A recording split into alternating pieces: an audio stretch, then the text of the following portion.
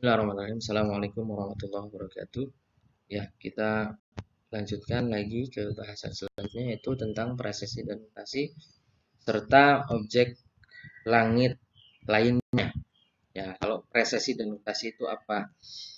Ya, saat ini sumbu rotasi bumi memiliki kemiringan 23,5 derajat terhadap ekliptika dan arah sumbu rotasi hampir ke arah bintang Polaris. Namun dari catatan peradaban dulu, ya arah sumbu rotasi bukan ke arah Polaris tapi ke arah Tuban, alfa dari Draco. Nah, ternyata fenomena yang menyebabkannya ialah presesi sumbu bumi. Presesi itu apa? Yaitu peristiwa berubahnya arah kemiringan sumbu rotasi bumi dengan mempertahankan besar kemiringannya. Periodenya sekitar 26.000 tahun. Ada gambar di halaman 16 ya.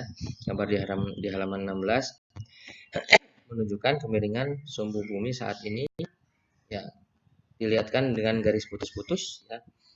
Menunjukkan kemiringan bumi 13.000 tahun mendatang akibat presesi bintang terang yang terdekat dengan kutub utara langit berubah-ubah. Di antaranya Tuban, Polaris, Rai, ya, itu Gamma Cepheus, Alderamin, Alpha Cepheus, dan Vega, Alpha Lyra.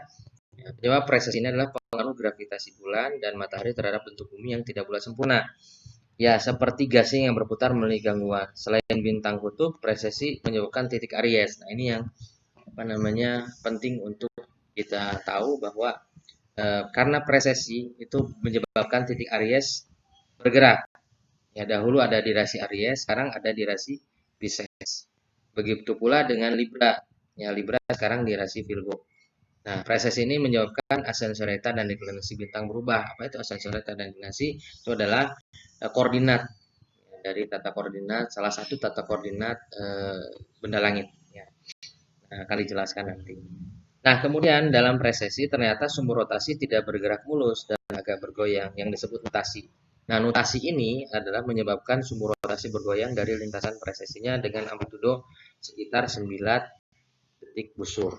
Nah, jadi presesi ini adalah menyebabkan ya yang berhubungan dengan sistem bumi, ya sistem bumi titik Aries yang biasa kita gunakan untuk kalender itu juga berubah, makanya harus ada kalibrasi, harus kita hitung ulang. Nah, sekarang kan titik Aries itu tidak berada di Aries, ya karena si presesi tadi, ya maka kita harus menghitung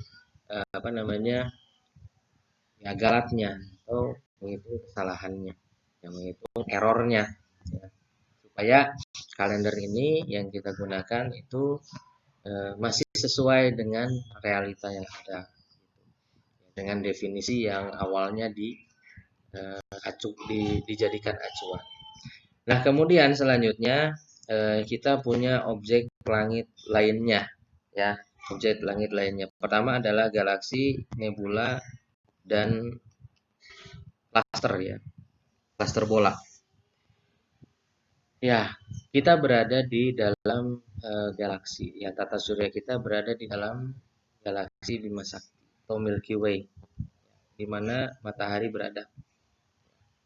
Arah pusat galaksi Bima Sakti kira-kira sekitar arah rasi Sagittarius dan arah berlawanannya adalah rasi Auriga. Sehingga kita bisa melihat kabut putih ya sangat pekat di daerah dekat Sagittarius. Nah, galaksi di luar Bima Sakti karena jarak sangat jauh tidak akan tampak oleh mata telanjang kecuali 4 galaksi, yaitu awan Magellan besar di Dorado, ya rasi Dorado, awan Magellan kecil dari rasi Tucana, galaksi Andromeda di rasi Andromeda, dan galaksi Triangulum di rasi Triangulum. Nah, itu adalah 4 galaksi yang dapat dilihat oleh mata telanjang. Ya. Kemudian galaksi, nebula, dan globular cluster didaftar oleh astronom Prancis Messier. Makanya kita ada katalog yang namanya M sekian, M sekian, M1, M2, M3 itu adalah Messier. Kemudian ada NGC ya, New General Catalog. Ada HIP ya, Hipparchus, dan selanjutnya ada TYC juga, Tycho, itu katalog-katalog benda langit ya. Kemudian yang kedua adalah objek langit lainnya adalah komet. Komet atau bintang berekor adalah anggota tata surya. Dari bumi terlihat gerakannya sangat tidak tunduk terhadap gerakan bola langit dan hanya terlihat saat tertentu saja kemudian menghilang. Ya, nah yang komet yang terlihat ya seperti yang sudah kita tahu yaitu komet Halley, periodenya 76 tahun bumi. Rata-rata komet itu memiliki lintasan parabola ya. Kalau lintasannya berupa elips atau lingkaran, maka akan terlihat kembali. Tapi kalau lintasannya parabola, lewat langsung hilang. Ya, tidak akan kembali lagi.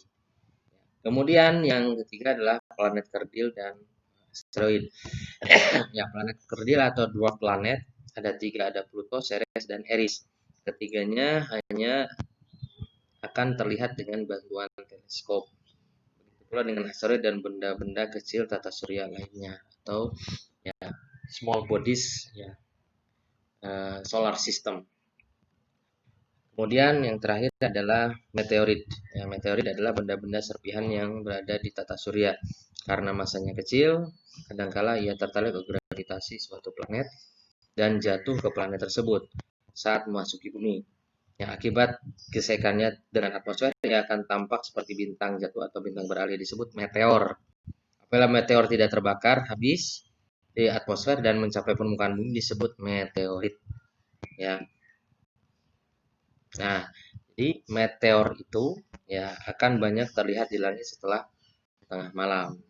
Setelah tengah malam itu akan jelas banyak terlihat. Nah, demikian mungkin yang dapat disampaikan untuk fenomena geosentrik ini. Ya, selesai sampai di sini. Kita berlanjut. Selanjutnya adalah di pengukuran sudut. Sudut dan hitungan-hitungan dasar. Assalamualaikum warahmatullahi wabarakatuh.